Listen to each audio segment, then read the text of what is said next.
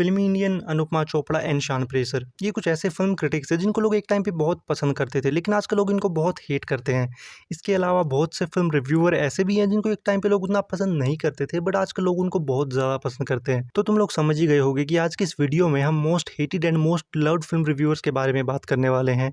In most hated and most loved के साथ साथ हम उन फिल्म रिव्यूअर्स की बात भी करेंगे जो ना तो मोस्ट हेटेड है एंड ना ही मोस्ट लव्ड, बट ये लोग अपना काम बहुत अच्छे से कर रहे हैं। तो मैं थोड़ा डिस्कशन इनके ऊपर भी करूँगा।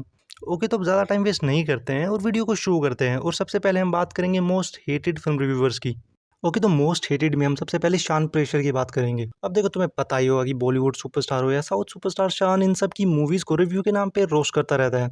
और रोस्ट करने में वैसे तो कुछ गलत नहीं है, बट उस रोस्ट वीडियो को रिव्यू बोल के पोस्ट करना गलत है। और जो शान के रोस्ट होते हैं वो कई बार इन सुपरस्टार्स के फैंस को बहुत डिसरिस्पेक्टफुल लगते हैं, and that's why they hate him. इसके अलावा शान प्रेशर साउथ फिल्म इंडस्ट्री को बहुत ज़्यादा क्रिटिसाइज करता है। अब हाँ, शान के बहुत से क्रिटिज्म वैलिड भी होते हैं, बट शान साउथ इंडस्ट्री को कुछ ज़्यादा ही क्रिटिसाइज करता रहता है, या कह सकते हैं कि रोस्ट करता रहता है, जिसकी वजह से साउथ इंडियन फिल्म इंडस्ट्री के फैंस शान को बहुत हेट करते हैं। और जैसे साउथ इंडस्ट्री के फैंस शान को हेट करते हैं, वैसे ही बॉलीवुड फैंस प्रतीक बोराडे को हेट करते हैं। And not just fans, as a neutral I also don't like him. यार, वो हर मूवी रिव्यू में अपनी पॉलिटिक्स और आइडियोलॉजी घुसा के मूवीज को डिग्रेड करता रहता है। और भाई पता नहीं इसको बॉलीवुड फिल्मों से क्या ही दिक्कत है। मतलब अगर बॉलीवुड कोई अच्छी फिल्म बना दे तो ये बंदा बहुत तगड़ी रिसर्च करता है और कोई ना कोई पॉलिटिकल या आइडियोलॉजिकल या कोई और रीजन ढूंढ ही लाएगा जिससे ये उस फिल्म को हेट कर सके। और इसी का प्राइम एग्जांपल है इसका रामायणा का ट्रेलर रिव्यू। और प्रतीक सिर्फ बॉलीवुड मूवीज में ही पॉलिटिक्स वगैरह नहीं ढूंढता, ये आदमी हॉलीवुड मूवीज का भी रिव्यू करते हुए इसमें पॉलिटिक्स घुसा देता है, प्रोपेगेंडा घुसा देता है। अरे भाई, सुपर हीरो मूवीज में कौन सा प्रोपेगेंडा दिख रहा है तुमको? और हॉलीवुड के अलावा इस बंदे से साउथ फिल्में भी नहीं बच पाई हैं। मतलब KGF 2 को इसने कम्युनिस्ट विचारधारा वाली फिल्म बोल दिया था। मतलब एक आम इंसान क्या करता है, मूवी देखता है, इंजॉय करता है और घर आ जाता है। प्रतीक क्या करता है, मूवी देखता है, फिर घर आके अपने सुपर सीक्रेट लैब में उस मूवी पर रिसर्च करता है, कहीं इसमें कम्युनिस्ट विचारधारा तो नहीं, या राइट या लेफ्ट विंग का प्रोपेगेंडा तो नहीं।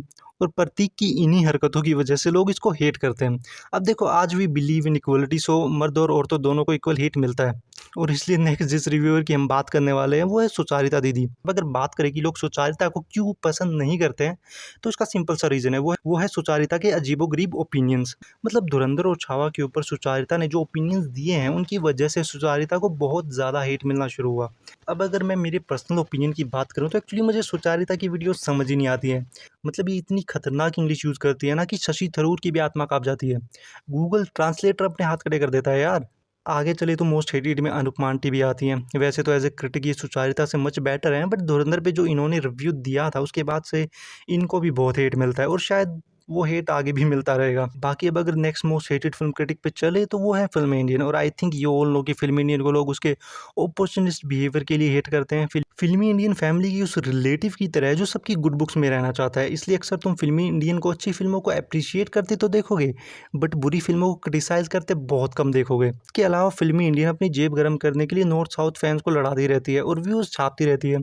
अब देखो, हाँ, लोगों को फिल्म इंडियन उतनी पसंद नहीं है, बट हम ये डिनाई भी नहीं कर सकते कि यूट्यूब पे व्यूज़ और सब्सक्राइबर्स के मामले में अगर सबसे बड़ी फिल्म रिव्यूअर कोई है तो वो फिल्म इंडियन है। मोस्ट हेटेड के बाद वैसे तो मोस्ट लव्ड क्रिटिक्स की बात करनी चाहिए, बट मोस्ट लव्ड क्रिटिक्स की बात करने से पहले मैं कुछ ऐसे क्रिटिक्स की बात करना चाहता हूँ जो ना मोस्ट हेटेड है ना most loved, but as a film critic ये लोग अपना काम बहुत अच्छे से करते हैं।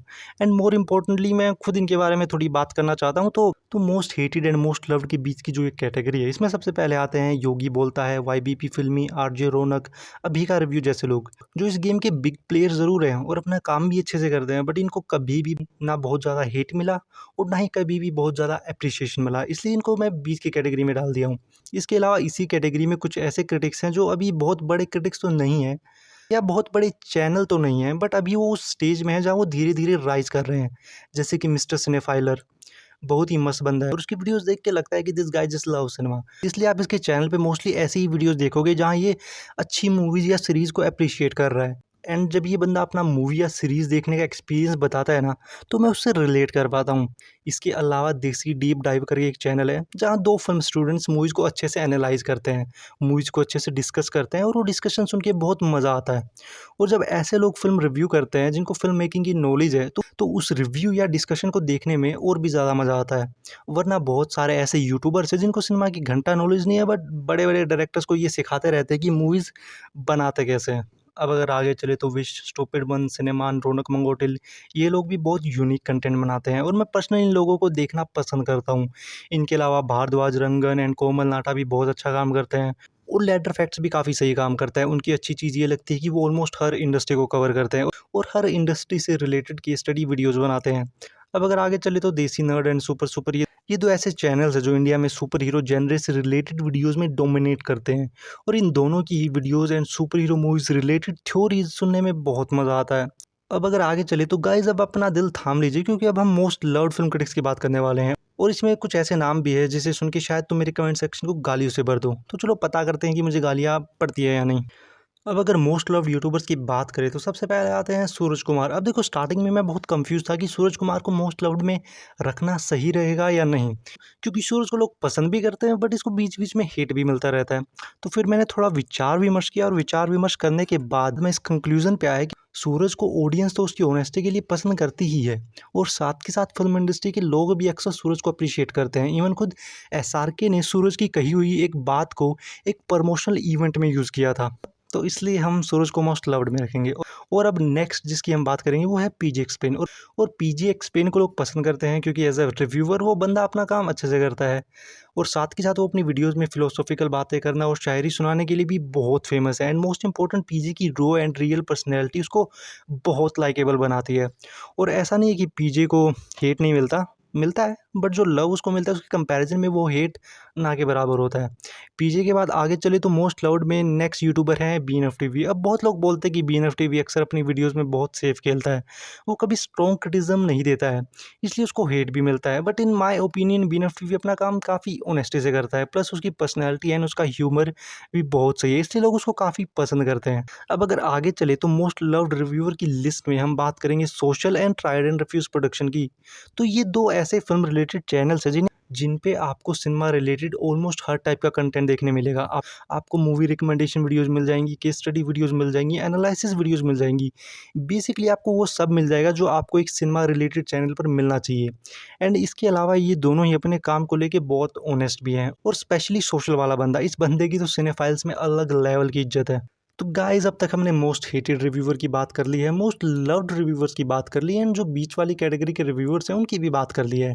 और अब बारी है most loved reviewer of all time के बारे में बात करने की, जो है कॉमिक वर्स वाला मोहित। अब देखो मोस्ट हेटेड और मोस्ट लव्ड में मैंने अब तक जिन लोगों को रखा है शायद उसमें से कुछ लोग हैं जिनको लेके तुम डिसएग्री करो, बट आई थिंक मोहित के केस में we all collectively agree. Right now he is the most loved film reviewer of India और ये बंदा मोस्ट लव्ड है क्योंकि इस बंदे की डेडिकेशन अपने काम को लेके अलग लेवल की है और जितना डीप में रिसर्च ये बंदा करता है उसका 50% रिसर्च भी बाकी लोग नहीं करते हैं और ये चीज़ हमें इस बंदे के काम में नज़र भी आती है और इसलिए ही right now he is the most loved film reviewer of India. तो गाइज आज की इस वीडियो में इतना ही। बाकी अगर तुम मेरी कोई बात से एग्री या डिसएग्री करते हो तो कमेंट सेक्शन में ज़रूर बताना। बाकी मैं तुमको नेक्स्ट वीडियो के साथ जल्दी मिलूँगा। Bye bye.